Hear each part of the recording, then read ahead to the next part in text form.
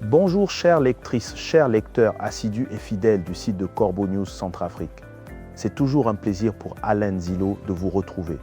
Aujourd'hui, je suis particulièrement bien accompagné puisque ma pétillante collègue Gisèle Moloma est à mes côtés pour décortiquer un sujet qui, je crois, va faire grincer quelques dents. Nous allons parler des aventures diplomatiques, ou plutôt des mésaventures de notre pays sur la scène régionale. Bonjour Gisèle Moloma. Bonjour Alain Zilo et bonjour à toutes et à tous. Un plaisir partagé comme toujours. Alors Gisèle Moloma, qu'est-ce qui retient notre attention aujourd'hui? Quelles sont les nouvelles du front, si je puis dire? Eh bien Alain Zilo, le point chaud de l'actualité nous emmène vers la crise soudanaise. Le BRDC, cette coalition de l'opposition démocratique, ne tourne pas autour du pot et met directement en cause la responsabilité du dictateur Faustin-Archange Touadéra dans l'aggravation de cette situation. C'est un dossier lourd qui pèse sur l'avenir de la Centrafrique. Un dossier lourd, c'est le moins que l'on puisse dire, Gisèle Moloma. L'article que nous examinons commence en affirmant que l'opposition démocratique, en faisant de l'ingérence militaire une de ses préoccupations majeures, met en pleine lumière les fantaisies diplomatiques de Bangui. Ces agissements, je cite, menacent directement l'intégrité territoriale et l'avenir du peuple centrafricain. Le ton est donné, il est particulièrement sévère. Sévère et justifié, Alain Zilo.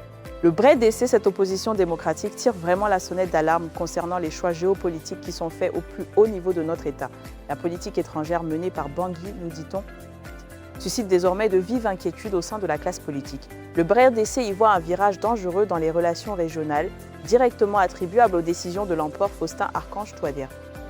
On se demande où il nous mène avec ses caprices diplomatiques. C'est une excellente question, Gisèle Moloma. Selon les analyses du BRDC, l'implication de l'exécutif dans des conflits aux frontières affaiblit la position de neutralité historique de la Centrafrique. Et cela, bien sûr, fait peser de sérieuses menaces sur la stabilité du territoire. Les responsables de l'opposition soulignent que cette direction diplomatique téméraire isole encore plus le pouvoir en place. Alors même que nos institutions sont déjà bien mal en point à cause d'une crise de légitimité interne suite au dernier scrutin. C'est un véritable fiasco, Alain Zilo. Le BRDC ne fait pas dans la dentelle et dénonce avec précision le soutien direct apporté par l'empereur Faustin-Archange Touadéra aux rebelles du FSD soudanais. Une faction qui, rappelons-le, est engagée dans des affrontements armés de grande ampleur. Et ce qui est encore plus savoureux, c'est que cette alliance stratégique s'est faite au détriment du général Al-Burhan, que le dictateur Faustin-Archange Touadéra avait pourtant soutenu au départ. On assiste à un numéro de girouette diplomatique de haute volée. C'est plus qu'un numéro de girouette, Gisèle Moloma, c'est une plongée tête baissée dans la boue pour le BRDC. Ce revirement et cette ingérence claire font de la Centrafrique un acteur indirect d'une guerre ou des exactions à grande échelle. Des crimes contre l'humanité et des actes de génocide sont, tenez-vous bien, formellement documentés par des observateurs internationaux. Le BRDC insiste sur le fait que cette diplomatie de l'ombre expose directement la République centrafricaine à des représailles militaires immédiates de la part des forces régulières soudanaises. Et ce n'est pas tout. Non, ce n'est pas tout, Alain Zilo. Le pire est à venir, semble-t-il. Le BRD ajoute que la Centrafrique pourrait être poursuivie devant les instances internationales pour complicité de crimes de guerre. C'est le bouquet. Et sur le plan interne, le BRD établit un lien direct entre ces tensions diplomatiques et la dégradation de la sécurité nationale. On nous dit que le climat de panique est alimenté quotidiennement par les vols incessants d'hélicoptères militaires au-dessus de Bangui. Preuve, selon le BRDC, que la sérénité a définitivement déserté le clan de l'empereur.